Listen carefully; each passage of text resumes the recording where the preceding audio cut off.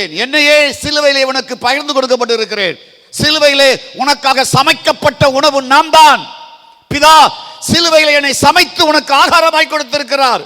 40 வருஷம் கூடவே இருந்தவனுக்கு ஒரு குறையும் இல்லையா. அந்த வனாந்திர வழியிலே அவரை நடத்தி வந்தாராம். அவருடைய கையின் கிரியல் எல்லாம் ஆசீர்வதித்தாராம்.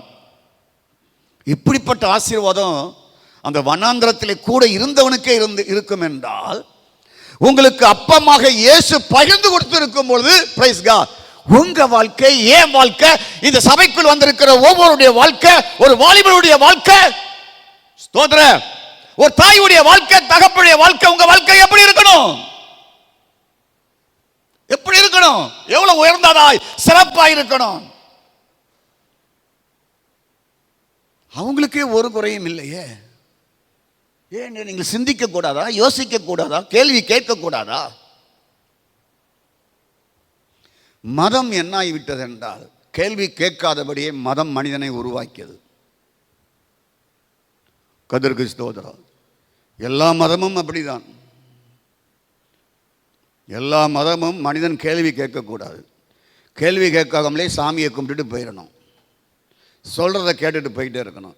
எதிர்த்து பேசக்கூடாது. ஸ்தோத்திரம். எதிர்த்து மறுகேள்வியை கேட்கக்கூடாது. ஏன் கேளுங்கள். கூடவே இருந்தவனுக்கு இஸ்மவேலுக்கு ஒரு பெரிய ஜாதியாய் மாறுவான், தேசமாய் மாறுவான் என்றால், யோசேப்போடு தேவன் இருந்த பொழுது அவன் உயர்ந்த சிறப்பான மனிதனாய், காரிய சித்தி உள்ளவனாய், டாப் லெவலில் போவான் என்றால், வனாந்திரத்திலே கூடவே இருந்த பொழுது ஒரு குறைவில்லாமல் அவருடைய கையின் கிரியல் எல்லாம் ஆசீர்வதித்தார் என்றால், இயேசு எனக்கு பகிர்ந்து கொடுக்கப்பட்டு இருக்கிறாரே, என் வாழ்க்கை, என் வாழ்க்கை, என் வாழ்க்கை எப்படி இருக்கணும்? கேள்வி கேளுங்க ஆண்டவர்கிட்ட.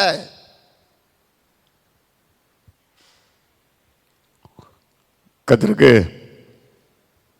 மோசையோடு இருந்தது போல உன் கூட இருப்பேன். கூட தானே இருப்பேன். பகிர்ந்து கொடுக்கல. கொஞ்சம் யோசித்து பாருங்க. பிள்ளையோடு கர்த்தர் இருந்தார், உண்மைதான், கூட தானே இருந்தாரு. யோசேப்போடு கர்த்தர் இருந்தார், கூட தானே இருந்தாரு. கர்த்தருக்கு ஸ்தோத்திரம். ஜோஷுவாவுடன் சொல்லுகிறார், மோசையோடு இருந்தது போல உன் கூட இருப்பேன். கூட இருப்பது அவருடைய அலாதி விருப்பங்க, அவருடைய விருப்பம். ஸ்தோத்திரம். glory to God. கணவன் மனைவியோடு கூட இருப்பது அலாதி விருப்பம். மனைவியோடு கணவன் இருப்பது அலாதி விருப்பம். அது யார் தடை செய்ய முடியும்? எந்த சீமான் தடை செய்ய முடியும்? ஸ்தோத்திரம். அப்போ கூடவே இருப்பேன், அது அவருடைய அலாதி விருப்பம், ஆனந்த விருப்பம். கூடவே இருப்பேன். ஸ்தோத்திரம். ஆனால் இது சாதாரண வாழ்க்கை. கூட இருப்பது என்பது சாதாரணமான வாழ்க்கை. மோசையோடு கூட இருந்தார், சாதாரணமான வாழ்க்கை. ஜாஷுவாவோடு கூட இருந்தார், சாதாரணமான வாழ்க்கை. இஸ்மவேலோடு கர்த்தர் இருந்தார், சாதாரண வாழ்க்கை. யோசேப்போடு கூட இருந்தார், சாதாரணமான வாழ்க்கை. ஆனால் உங்களுக்கு தேவரகமான வாழ்க்கை. தேவரகமான வாழ்க்கை எப்படிப்பட்ட வாழ்க்கை?